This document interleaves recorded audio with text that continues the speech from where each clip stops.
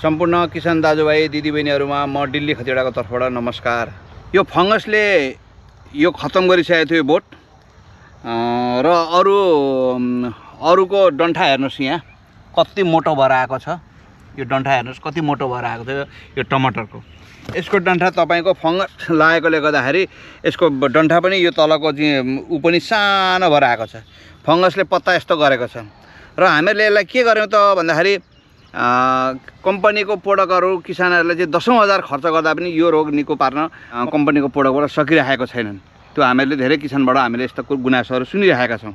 तर हामीहरूले किसानहरूले चाहिँ हामी के गर्थ्यौँ यसलाई भने यसलाई हाम्रो OWC टेक्नोलोजीमा यो माथिको फंगस बाहिर फंगस पनि हुन्छ माटोको फंगस पनि हुन्छ। तर माटोको फंगसले चाहिँ के हुन्छ भने यो जराको तपाईको यो यसरी भाग तपाईको पुरै खुइलेको हुन्छ। त्यो फंगसको कारणले गलिसकेको हुन्छ र यसले तलबाट भोजन लिन पाउँदैन। भोजन लिन नपाएपछि यो फक्रेर जाँदैन। अर्को कुरो के हो भन्दाखेरि त्यो भएकोले गर्दाखेरि यसले बढाएर लिनै सक्दैन र उत्पादन हुँदैन। तर पनि हामीले यसलाई बचाएर भने जति उत्पादन त नहोला तर कम मात्रामा उत्पादन हुने सम्भावना यसमा देखियो। ल हेर्नुस् यो पत्ताहरू कति राम्रो छ। यो बढेर गएको यो एकदम राम्रोसँग आइरहेको छ। अब यसलाई अझै म ट्रिटमेन्ट गर्छु।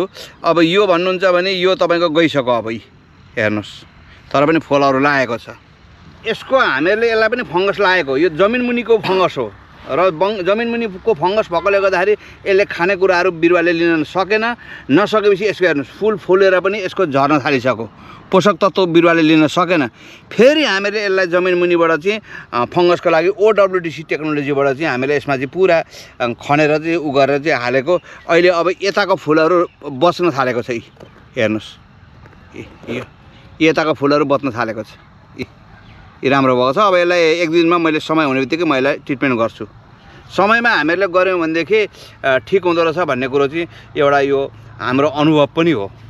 अब यो बिरुवामा सुरुमै हामीहरूले यसलाई ट्रिटमेन्ट गर्न सक्यौँ।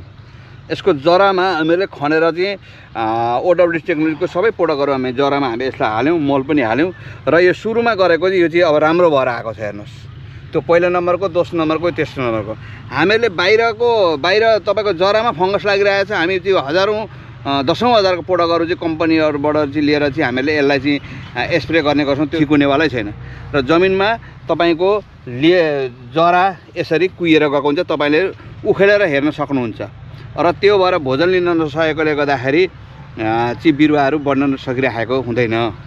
अब हामीहरूले योभन्दा अगाडिको पनि तपाईँहरूलाई भिडियो बनाएर देखाइसकेका छौँ। त्यहाँ पनि गएर तपाईँले हेर्न सक्नुहुन्छ र अहिलेको दोस्रो पार्ट्स हो यो पनि तपाईँले हेर्न सक्नुहुन्छ। त्यहाँ बोट पहिलाको पनि देखाएका छौँ र जतिजना किसान साथीहरूले चाहिँ यो भिडियो हेर्नुभयो तपाईँहरूले चाहिँ हरेक किसान माझमा यसलाई पुर्याइदिनुहोस् र अरू किसान साथीहरूले पनि यसबाट फाइदा लिन सक्नुहुन्छ भन्ने आशा राखेको छु।